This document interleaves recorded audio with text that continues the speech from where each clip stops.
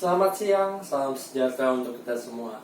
Yang terhormat Ibu Ferawati Silalahi SPD, yang saya kasihi teman-teman kelas 11 IPA 1. Pertama-tama, marilah kita panjatkan syukur kepada Tuhan Yang Maha Esa atas limpahan rahmat dan berkat-Nya sehingga kita semua tetap sehat dan masih bisa mengikuti PJJ dengan baik. Pada kesempatan yang berharga ini, izinkan saya, Geoffrey Cristiano dari kelas 11 IPA 1 untuk menyampaikan gagasan dan pesan saya mengenai keadaan dan kondisi minat baca di Indonesia yang semakin memprihatinkan. Buku adalah jendela dunia.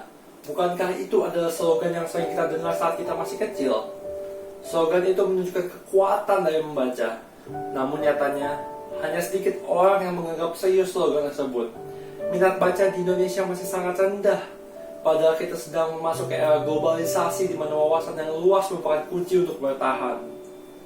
Menurut survei yang dilakukan oleh UNESCO pada tahun 2019, Indonesia berada pada peringkat 60 dari 61 negara dalam peringkat membaca. Selain itu, hanya 1 dari 1.000 penduduk Indonesia yang suka membaca. Bukankah angka tersebut terlalu kecil untuk bangsa Indonesia yang memiliki segudang mimpi di masa yang akan datang? Indonesia Emas tahun 2045 hanyalah mimpi belaka apabila masyarakat Indonesia tidak meningkatkan minat bacanya. Padahal, membaca saat ini lebih mudah dibandingkan masa lampau. Banyak buku yang menyediakan versi elektronik atau e-book. E-book bisa diakses hanya dengan ponsel pintar yang teman-teman miliki. Kita bisa membaca di mana saja dan kapan saja. Selain e-book, terdapat juga audiobook yaitu buku bersuara. Kita bisa membaca buku bahkan bukan dengan mata kita, tetapi dengan telinga kita.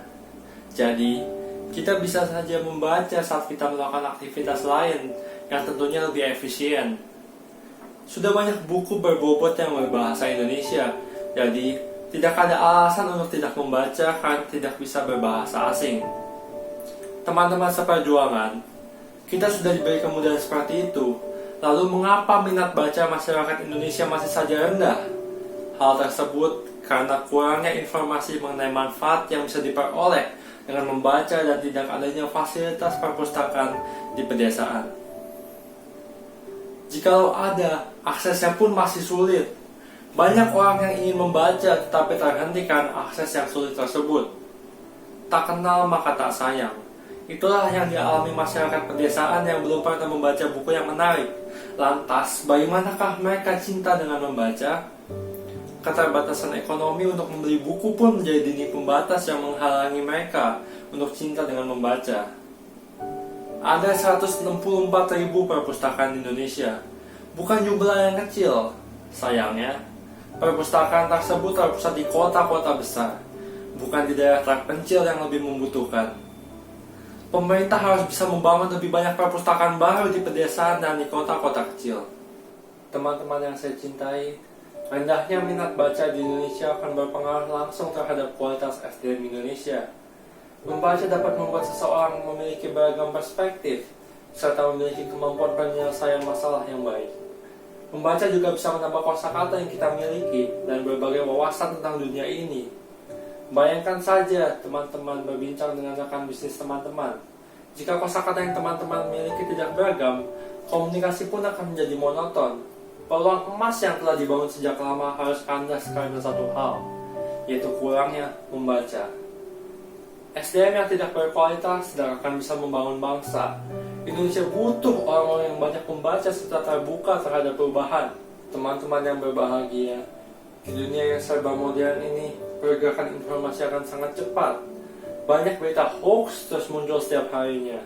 Pada saat itulah rendahnya minat baca menjadi realita. Banyak orang yang membaca berita hanya dari judulnya saja, sehingga mudah terprovokasi dan akhirnya menimbulkan perpecahan.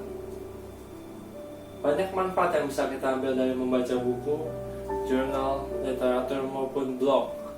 Saat ini, kita diberi kemudahan untuk membaca, namun kita dituntut untuk terus membaca. Di masa pandemi ini, marilah kita mengisi waktu luang kita di rumah dengan membaca dan menambah kemampuan baru untuk mengembangkan diri sendiri serta bangsa di masa yang akan datang. Hendaklah kita membantu memperbaiki minat baca masyarakat Indonesia dimulai dari diri kita masing-masing. Sekian pidato dari saya. mengenai pentingnya minat baca. Semoga teman-teman dapat mengerti hal positif yang bisa didapat melalui membaca. Mohon maaf apabila ada kata-kata yang kurang berkenan.